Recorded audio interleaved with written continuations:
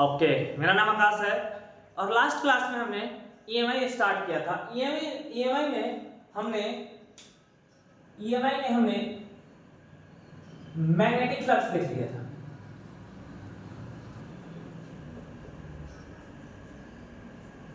Magnetic flux देखा था BA cos theta. फिर यूनिट का बात कर लिया था। मैग्नेटिक फील्ड क्या होता है, एरिया क्या होता है, कैसा क्वांटिटी होता है। मैग्नेटिक फ्लक्स स्केलर क्वांटिटी होता है, यूनिट होता है वेबर। 1 वेबर में 10 टू द पावर 8 मैक्सवेल होता है। फिर दो क्वेश्चंस भी लगाए थे। आज उसी लेक्चर को आगे कंटिन्यू करते हुए हम समझेंगे फैराडे और हेनरी का एक्सपेरिमेंट और फैराडे लॉज और लेंज लॉ, और कुछ क्वेश्चंस लगाएंगे। नीट जेईई और नीट का पीवाईक्यू देखेंगे। तो आप पेन और पेंसिल, पेन और पेपर उठा लीजिए और लिखना स्टार्ट कीजिए। सबसे पहले हेनरी और फैराडे करके दो साइंटिस्ट थे। Henry and Faraday experiment.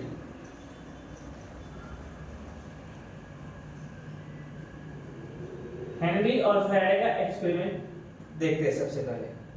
Okay, Henry और फैराडे एक्सपेरिमेंट में क्या हुआ था कि इन्होंने एक कॉइल लिया था।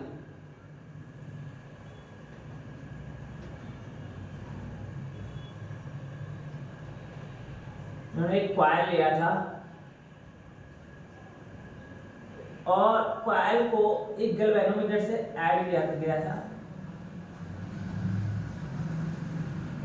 गैल्वेनोमीटर। ओके, बहुत सारे टर्न्स थे कॉइल में, एक टर्न्स और दे देता हूं। ओके, कॉइल था, कॉइल को गैल्वेनोमीटर से जोड़ा गया हुआ था और यहां पे एक बार मैग्नेट इन्होंने रखा था, नॉर्थ साउथ। हम सब जानते हैं बार मैग्नेट से मैग्नेटिक फील्ड लाइन निकलते हैं। ओके, नॉर्थ से निकलता है, साउथ पे टर्मिनेट करता है outside the magnet. Outside the magnet north से निकलता है, साउथ से।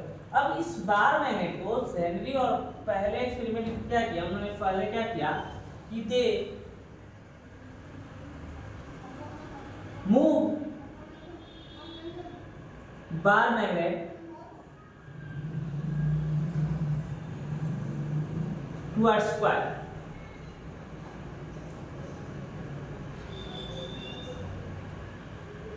उन्होंने बार मैग्नेट को क्या किया, मूव कराना स्टार्ट कर दिया कॉइल की तरफ। तो उन्होंने देखा कि जो गैल्वेनोमीटर में है उसमें डिफ्लेक्शन आने लगा। गैल्वेनोमीटर क्या करता है, स्मॉल करंट को डिटेक्ट करता है। तो गैल्वेनोमीटर में क्या आया, डिफ्लेक्शन आने लगा। क्यों आने लगा कि मान लीजिए यहां से मैग्नेटिक फील्ड लाइंस निकलता है,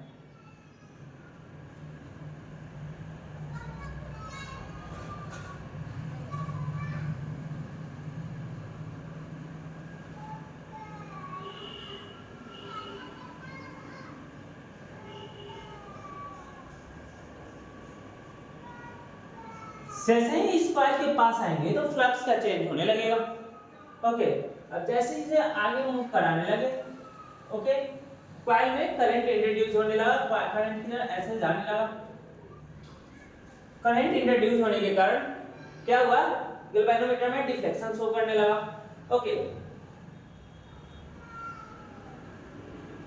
there is flow of induced current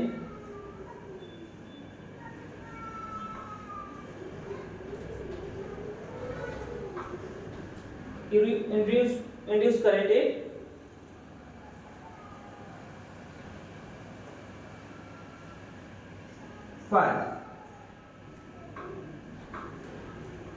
coil में एक इंड्यूस्ड करंट फ्लो होने लगा जो and galvanometer show deflection.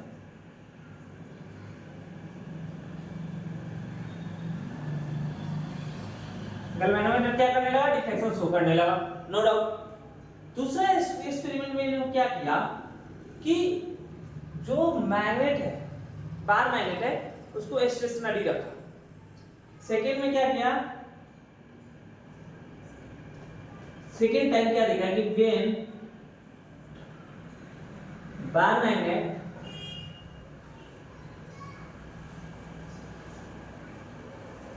kept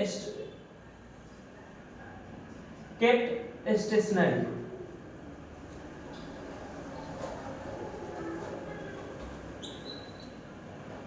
जब इन्होंने दूसरे केस में क्या किया कि अपने जो बार मैग्नेट है उसको स्टेशनरी रखा। ओके, बार मैग्नेट को क्या रखा इन्होंने स्टेशनरी किया, स्टेशनरी रखा, यहीं पे रखा तो कॉइल में कोई भी डिफ्लेक्शन नहीं हुआ, कॉइल में कोई भी करंट इंड्यूस नहीं हुआ और यहाँ पे गैल्वेनोमीटर में कोई डिफ्लेक्शन नहीं हुआ। Then there is no deflection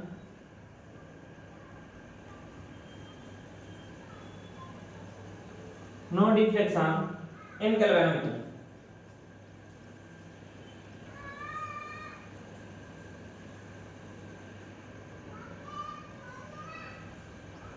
कोई डिफ्लेक्शन नहीं हुआ गैल्वेनोमीटर में, यानी कि जब हम लोग बार मैग्नेट को स्टेशनरी रखा। चौथा एक्सपेरिमेंट में इन्होंने क्या किया,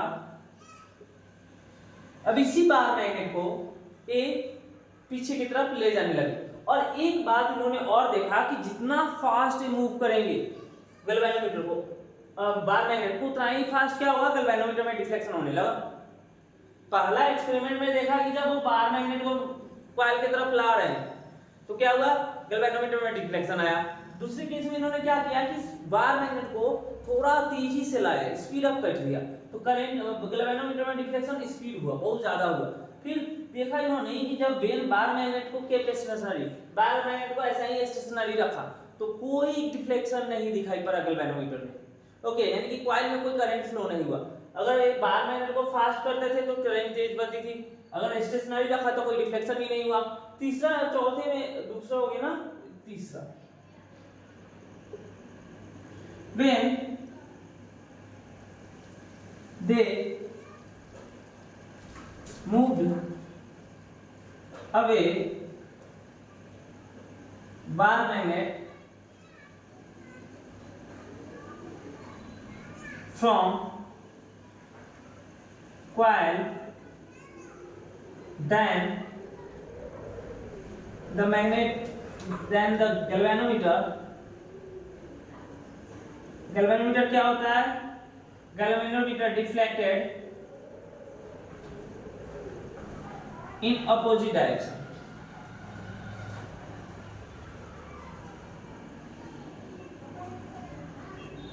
which means direction of flow of current changes।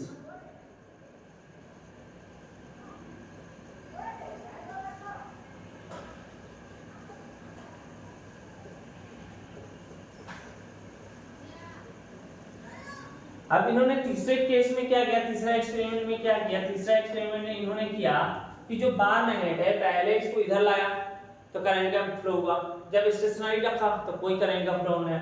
फिर बार मैग्नेट को इधर मूव करने लगा, अब अबे मूव करने लगेगा, बार मैग्नेट को इन्होंने कैसे ले जाने लगा, ऐसे इस डायरेक्शन में। इन्होंने देखा कि डिफ्लेक्शन हुआ गैल्वेनोमीटर में, करंट फ्लो हुआ लेकिन अपोजिट डायरेक्शन में, और धीरे धीरे डिफ्लेक्शन का जो मैग्नीट्यूड था वो कम होने लगा। ओके, इन्होंने देखा कि जब भी बार मैग्नेट और कॉइल में रिलेटिव मोशन आ गया तो क्या हो रहा था, करंट फ्लो हो रहा था।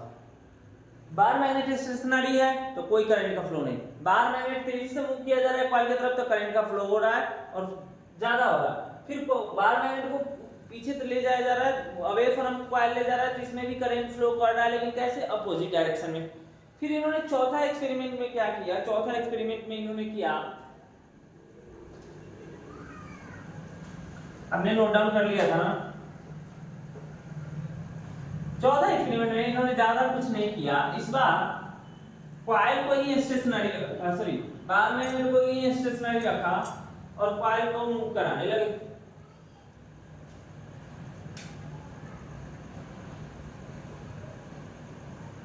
They moved coil towards bar magnet,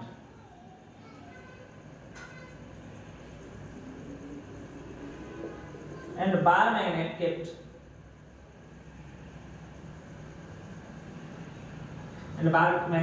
stationary।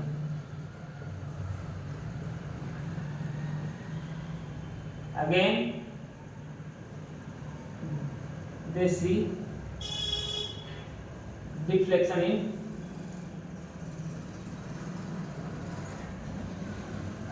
they see deflection in galvanometer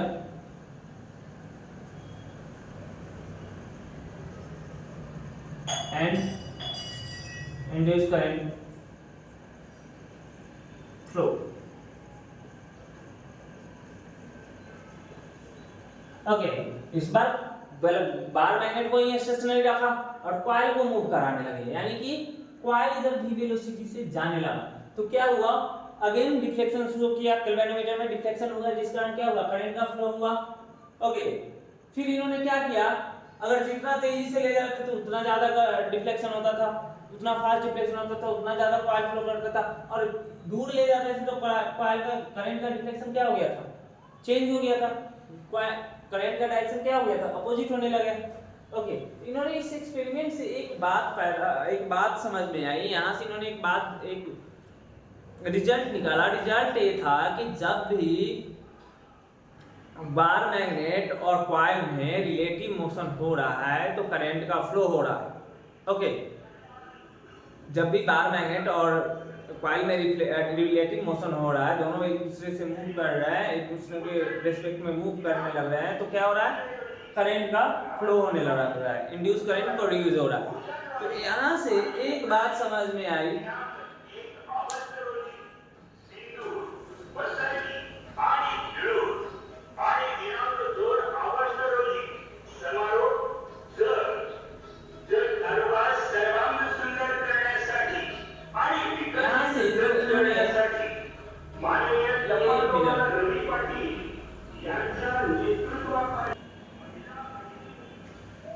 तो इन्होंने एक रिजल्ट दिया और बढ़िया सा रिजल्ट दिया कि अगर जो हमें इंड्यूस करंट या ईएमएफ जो मिल रहा है उसका कॉज क्या है, क्यों हमें मिल रहा है, उनका कॉज है, ओनली कॉज है कि change in magnetic flux, change in magnetic flux.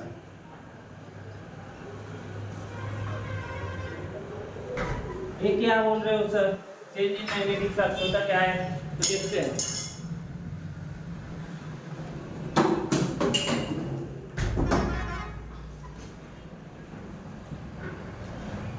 Okay, समझते हैं इस बात को। देखिए अपना ये एनसीईआरटी में भी डायग्राम बनाया गया हुआ है,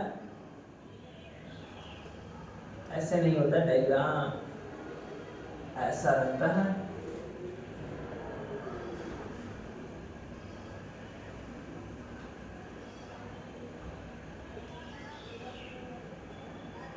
धीरे धीरे बोल कोई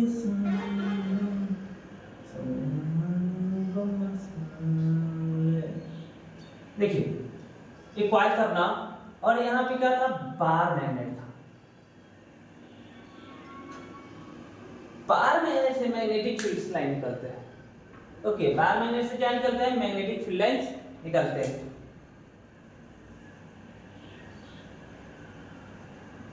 ये नॉर्थ हो गया, ये साउथ हो गया, तो मैग्नेटिक फील्ड लाइंस निकलेंगे, तो कुछ मैग्नेटिक फील्ड लाइंस इस कॉइल के कुछ एरिया से भी पास करेंगे।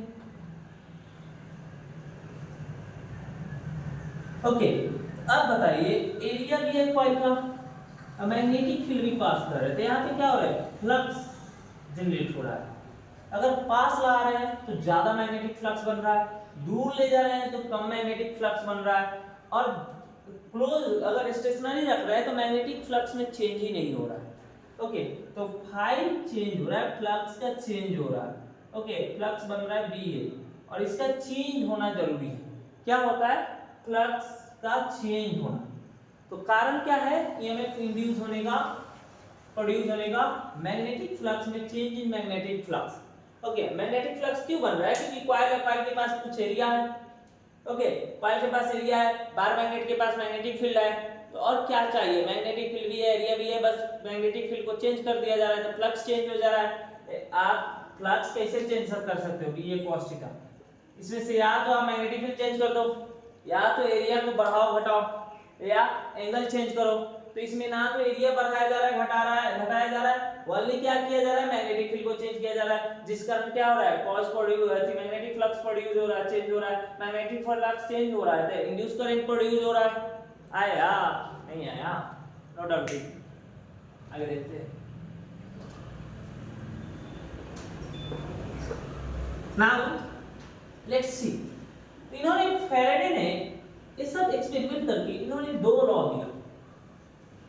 अब हम जान गए कि ईएमएफ कैसे बन रहा है, चेंज इन मैग्नेटिक फील्ड या चेंज इन मैग्नेटिक फ्लक्स। इस केस में केवल हमें मैग्नेटिक फील्ड चेंज हो रहा था तो इसलिए हमें ईएमएफ जनरेट हो रहा था, लेकिन हम एरिया भी चेंज करके मैग्नेटिक फ्लक्स चेंज कर सकते हैं और एंगल भी चेंज करके। आगे के केसेस में देखेंगे, बहुत सारा केसेस आएंगे जिससे देखेंगे। तो समझते हैं किसका लॉस, फैराडेज लॉ, फैराडे। यार मेरा राइटिंग जिया हुई है। फैराडे लॉ, फर्स्ट लॉ देखते हैं। फर्स्ट लॉ बोलता है whenever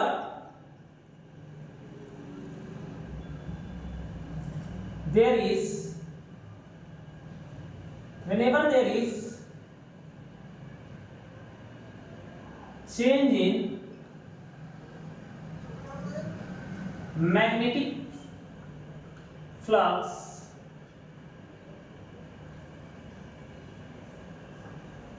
and an induced EMF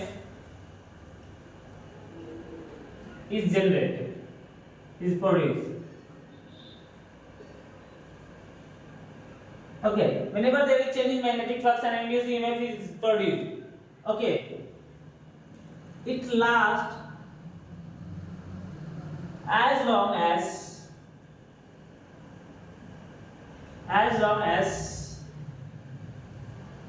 change, as long as the magnetic flux changes.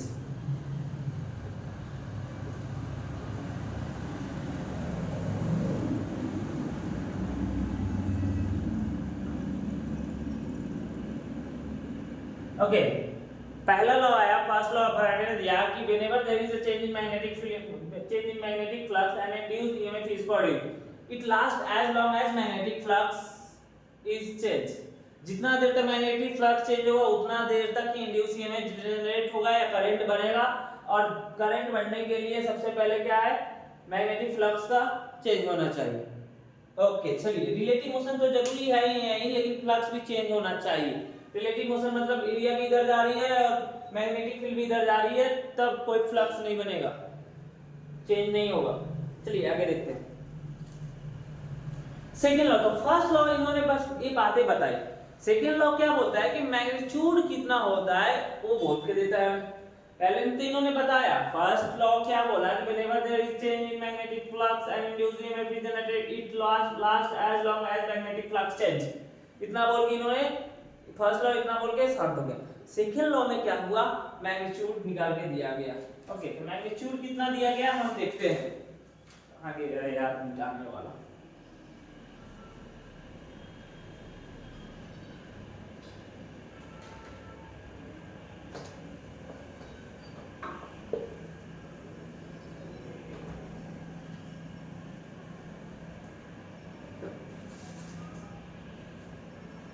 उन्होंने बोला सेकेंड लॉ, ओले ओले बोल कोई the magnitude of, according to Faraday's second law, the magnitude of induced EMF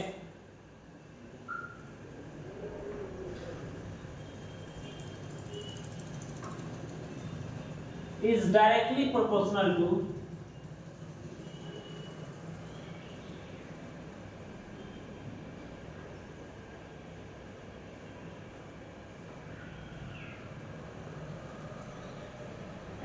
the magnitude of induced EMF is directly proportional to to the rate of change of magnetic flux, to the rate of change of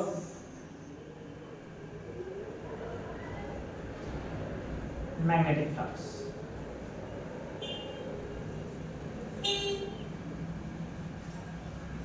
magnetic flux का change. चलिए note down कीजिए, आगे बढ़ते हैं। The magnitude of induced EMF is directly proportional to the rate of change of magnetic flux. EMF को मैं ई से लिखता, ओके, जो ई है ईएमएफ है वो डायरेक्टली प्रोपोर्शनल टू है, ई ही लिखता हूं। ईएमएफ है जो डायरेक्टली प्रोपोर्शनल टू है rate of change of magnetic flux, यानी कि delta phi by delta T. Okay, flux में change by change in time. Okay, अब प्रोपोर्शनलिटी साइन हटाने के लिए हमें एक कांस्टेंट डालना पड़ता है। ओके, तो E बराबर आता है माइनस का K by del phi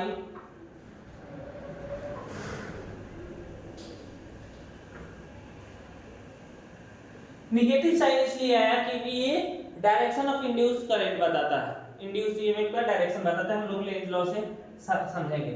okay, और K का वैल्यू 1 आता है, it is proportionality constant, proportionality constant.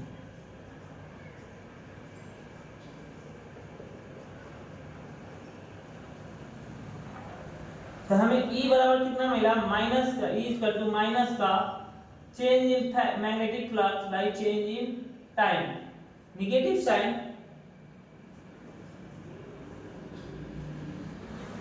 indicates the direction of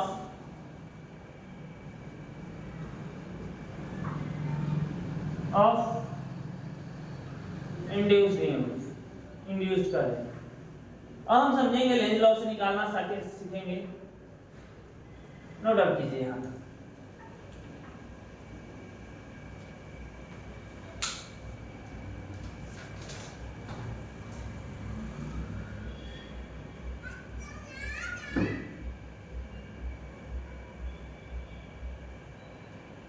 मिटा दिया जाए।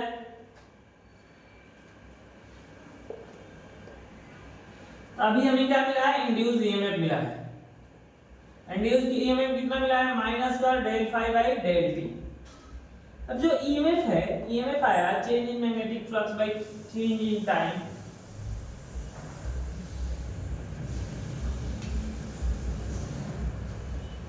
ईएमएफ आया माइनस का change in magnetic flux in change in time.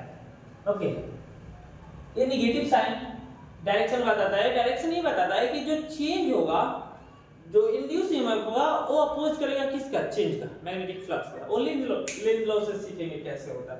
अब ईएमएफ भी दो तरह के हमें मिलेंगे, एक एवरेज ई एवरेज और एक ई इंस्टेंटेनियस। ओके, तो एवरेज के लिए क्या होता है, टोटल चेंज इन फ्लक्स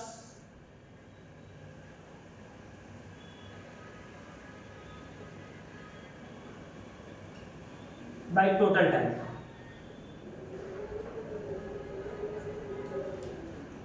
यानी कि माइनस का phi final minus phi initial flux initial by T final minus T initial. Okay, यानी कि फाइनल चेंज फाई 2 हो रहा है, इनिशियल फाई 1 हो रहा है, तब phi 1 minus phi by T, ये में एवरेज मिल रहा है हमें।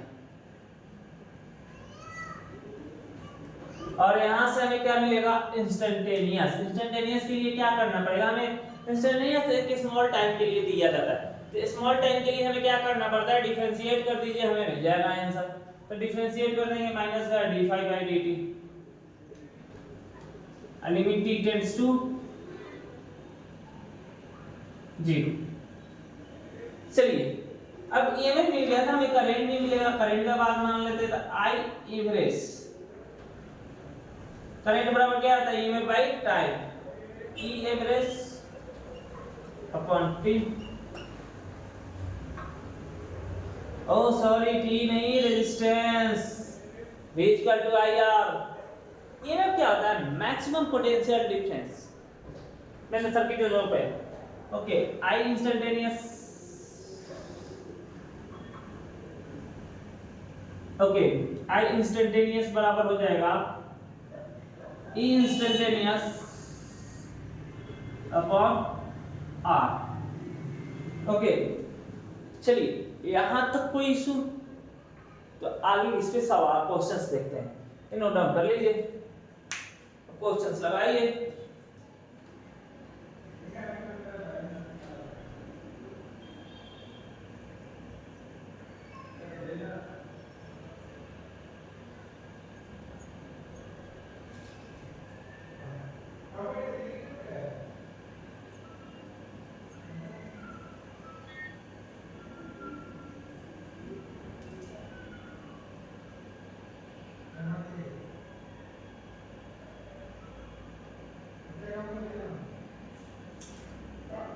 करिए करिए करिए, आगे प्लस आगे क्वेश्चंस निकाल के आ रहा, क्वेश्चंस क्वेश्चंस क्वेश्चन।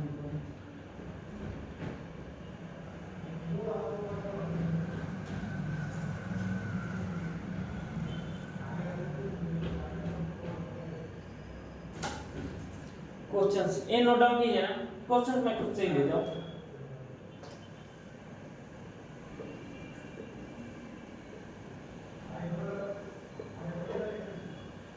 क्वेश्चंस, जब तक आप क्वेश्चंस नहीं लगाओगे तब तक आपका जो पढ़ा हुआ है वो किसी काम का नहीं रहेगा। अच्छा एक बात और पढ़ लीजिए, ये तो सिंगल पॉइंट कॉइल से ईएमएफ मिलता है माइनस का del phi D phi by dt, single coil से मिल रहा है। अगर n टर्न्स हो, सिंगल टर्न से इतना ही मिल रहा है, n टर्न्स हो तो n टाइम्स हो जाएगी। ओके, चलिए आपसे मैं क्वेश्चन करता हूं, बहुत सारे क्वेश्चन है, पहले सिंपल सा क्वेश्चन सीख देखते हैं, मिटा दिया जाए।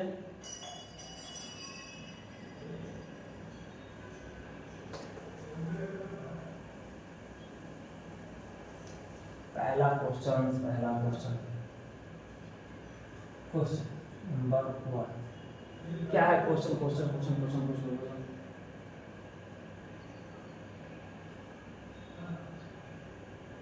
A coil consists of 200 turns. A coil consists of 200 turns. Coil consists of 200 turns of wire having resistance of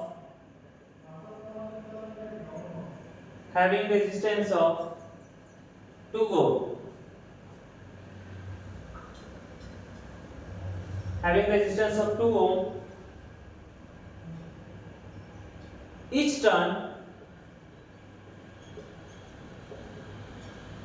is a square of side 2 meter. Is and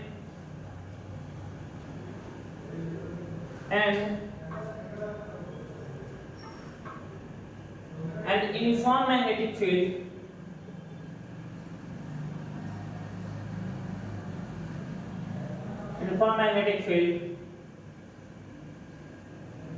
directed perpendicular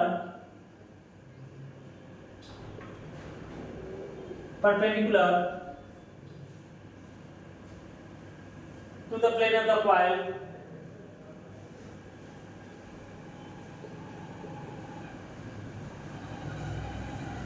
when perpendicular to the plane of coil. If magnetic flux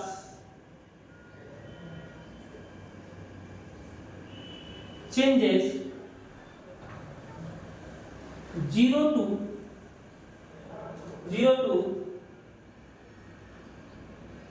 magnetic flux नहीं लिखिए, magnetic field लिखिए, गलत हो गया। magnetic field changes 0 to 0.5 Tesla in 2 seconds.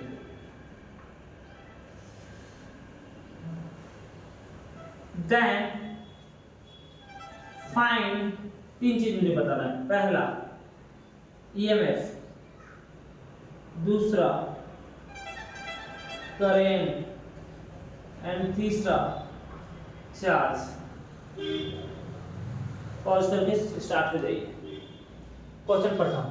A coil consists of 200 turns of wire having resistance of 2 ohm each turn.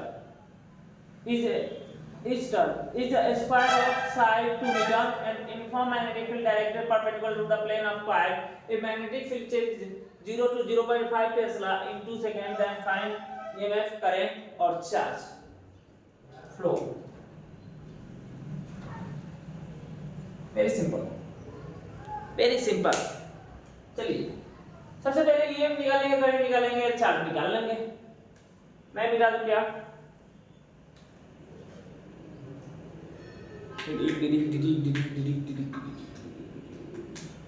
मैं देखता हूं। मान लो क्या बोला है, एक कॉइल है जिसमें टर्न्स कितने हैं 200, तो n इक्वल टू कितना 200। ओके, रेजिस्टेंस कितना दिया हुआ है 2 ओम। साइड का स्क्वायर का साइड कितना दिया हुआ है 2 मीटर, तो एरिया कितना हो जाएगा साइड स्क्वायर 2 का स्क्वायर यानी कि 4 मीटर स्क्वायर। फिर कितना दिया हुआ है मैग्नेटिक फील्ड चेंज हो रहा है, तो फ्लक्स कितना होगा, फ्लक्स होगा change in magnetic field BA। Okay, तो डेल्टा फाई कितना आएगा, phi final minus phi initial. Initially magnetic field zero होने के कारण फ्लक्स कितना हुआ इनिशियली जीरो, फाइनल फ्लक्स कितना हुआ BA माइनस 0। B कितना है दिया हुआ 0.5, एरिया कितना है 4, कितना आ जाएगा 2 वेबर और टाइम दिया हुआ कितना 2 सेकंड में। ओके, हम निकालते हैं सबसे पहले EMF कितना होगा। EMF होगा, मैग्नीट्यूड लेते हैं, मैग्नीट्यूड की लेंगे क्योंकि साइन तो डायरेक्शन बताता है, नेगेटिव साइन तो डायरेक्शन बताता है। Change in flux by change in time, flux का चेंज कितना हुआ है 2 वेबर, टाइम कितना लिया हुआ है 2 सेकेंड, तो कितना आया 1 वोल्ट। EMF कितना आया 1 वोल्ट। करंट कितना आया EMF बाय रेजिस्टेंस, EMF कितना है 1 वोल्ट, रेजिस्टेंस कितना है 2 ओम, 1/2 0.5 एम्पियर। ओके, चार्ज कितना फ्लो होगा, तो चार्ज कितना, चार्ज बराबर क्या होता है I बराबर होता है Q/T, तो Q बराबर क्या होगा I इंटू T। I कितना है 0.5 एम्पियर, और कितना देर के लिए हुआ है 2 सेकेंड में, तो 1 कूलम आया। नोट डाउन करो, मैं एक बार फिर से समझाता हूँ। नंबर ऑफ टर्न्स कितना है 200, रेजिस्टेंस कितना है 2, एरिया कितना होगा कॉइल का 2 मीटर होगा, यूनिफॉर्म मैग्नेटिक फील्ड में डायरेक्टेड किया गया है perpendicular to the plane of coil. If magnetic field change 0 to 0.5, तो मैग्नेटिक फील्ड चेंज हुआ तो फ्लक्स भी चेंज हुआ ना, यानी कि मान लीजिए फ्लक्स बराबर क्या होता है BA या cos थीटा। ओके, या तो आप थीटा चेंज कर दो, या एरिया चेंज कर दो, या B चेंज कर दो, मैग्नेटिक फील्ड चेंज कर दो। चलिए आगे रखते हैं, आगे देखते हैं। सिंपल क्वेश्चन था, very simple question is very simple, इससे सिंपल क्वेश्चन होगा ही नहीं।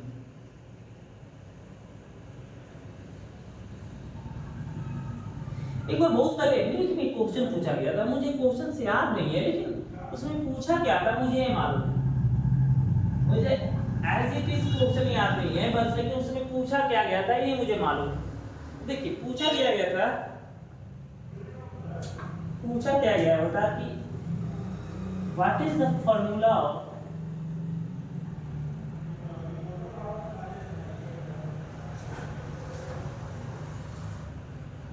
For charge flow, charge flow कर रहा है उसका फॉर्मूला क्या होगा। ऑप्शन था पहला, मैं सीधे सॉल्यूशन ही लिख देता हूं, ओके, क्योंकि मुझे मालूम था इस पे क्वेश्चन पूछा गया है और मुझे एज इट इज क्वेश्चन याद नहीं है, लेकिन क्वेश्चन मीनिंग क्या आता है इसे मुझे मालूम है। चार्ज फ्लो का फॉर्मूला देना था फ्लक्स के फॉर्म में और रेजिस्टेंस के फॉर्म में। तो हम जानते हैं कि ये में बराबर क्या होता है, माइनस का D phi by D T या del phi by del T, okay. Current बराबर क्या होता है, ईएमएफ बाई रेजिस्टेंस। ईएमएफ कितना है, del phi by del T upon R, और चार्ज बराबर क्या होता है, current into change in time. तो करंट कितना है, del phi upon del T into R और इनटू डेल्टा टी। तो डेल्टा टी कैंसिल हो जाएगा, बचेगा क्या, बचेगा del phi upon del R, del phi upon R. This is the charge flow. Note down कीजिए। एक और बढ़िया सा क्वेश्चन देखिए, मैं पानी पी लेता हूँ।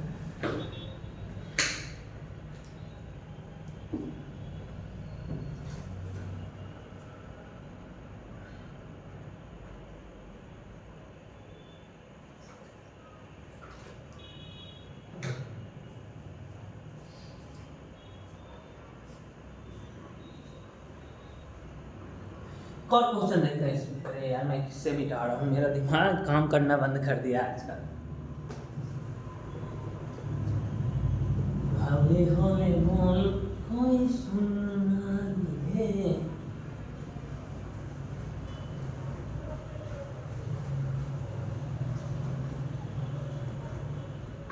देखते हैं क्वेश्चन है,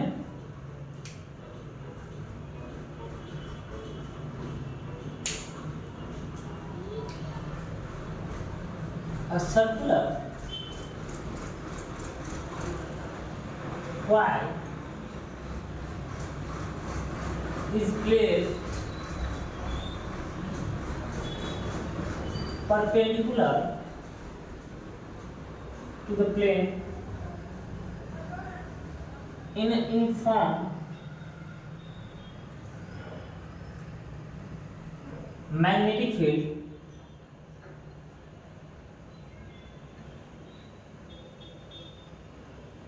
of 0.05 Tesla.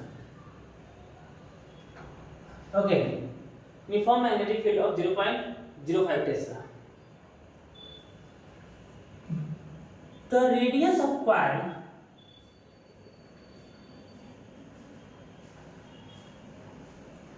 changes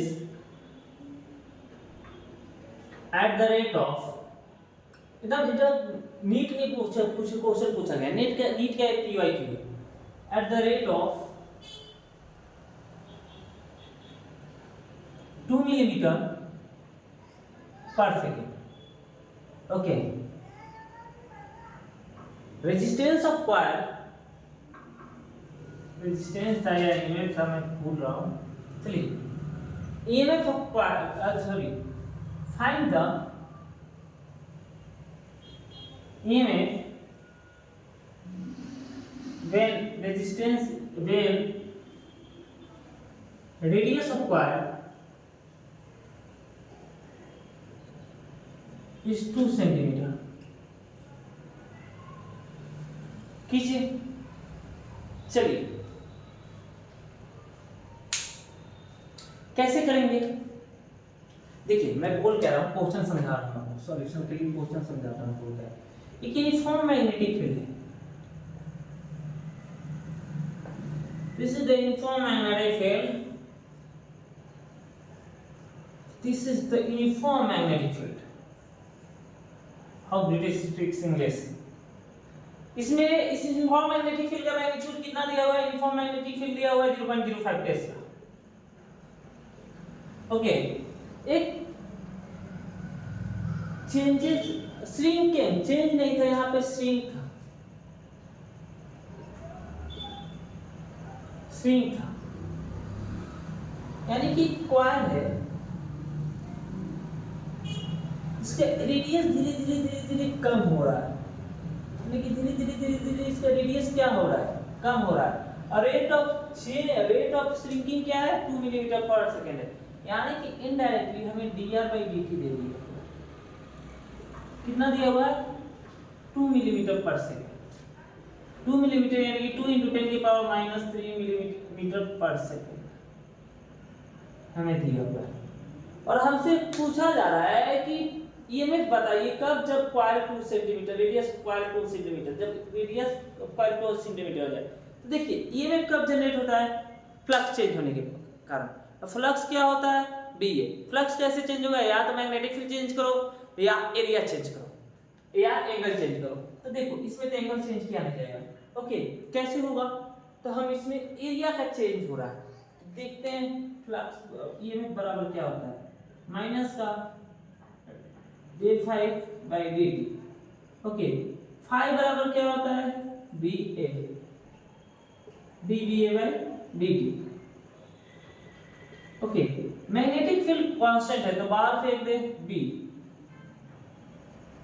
अब बचा da/dt, ओके अब बताइए b, अभी फॉर्मूला लिखते हैं, माइनस का b, एरिया क्या होता है, πr² होता है, ओके पाई कांस्टेंट तो बाहर फेंक दिया जाए भाई, पाई ओके dr²/dt, हम इसको लिख सकते हैं b पाई r² का इंटीग्रेशन br 2r और dr/dt, ओके अब सॉल्व करते हैं। b दिया हुआ कितना, नेगेटिव की ओर साइन बताता है, मैग्नीट्यूड के लिए पॉजिटिव वैल्यू लेंगे आप, ये मैग्नीट्यूड लिखते हैं, b कितना दिया हुआ है 0.05 into पाई into 2, रेडियस कितना है, कब पूछा गया, जब 2 सेंटीमीटर, तो 2 सेंटीमीटर यानी कि 2 × 10⁻², और dr/dt दिया हुआ है 2 × 10⁻²,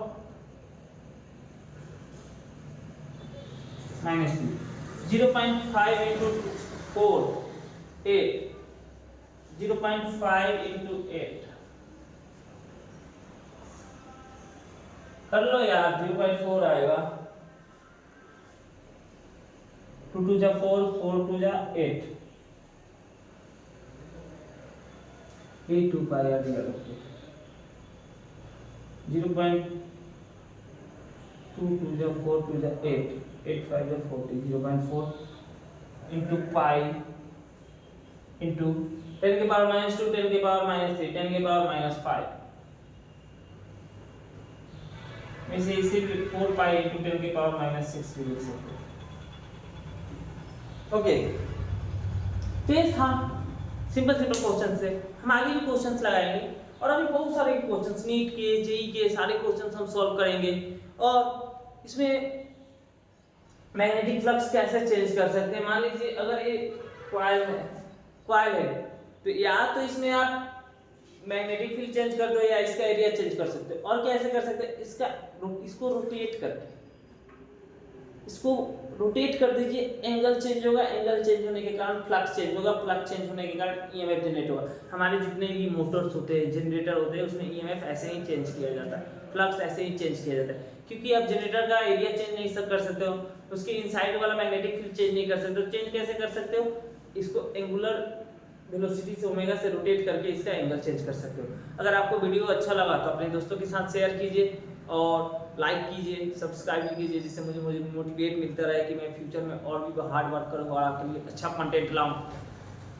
ओके, और जो PYQ है वो मैं पेन टैब से सारा करा के आपको दूंगा। ओके, बोर्ड में केवल थ्योरी पढ़ाया जाएगा, कुछ क्वेश्चंस देखे जाएंगे, बाकी सब प्रीवियस ईयर वाले क्वेश्चंस है, जेई का, नीट का, जेई एडवांस का, वो आपको मैं पेन टैब के हेल्प से यूट्यूब पे अवेलेबल करा दूंगा।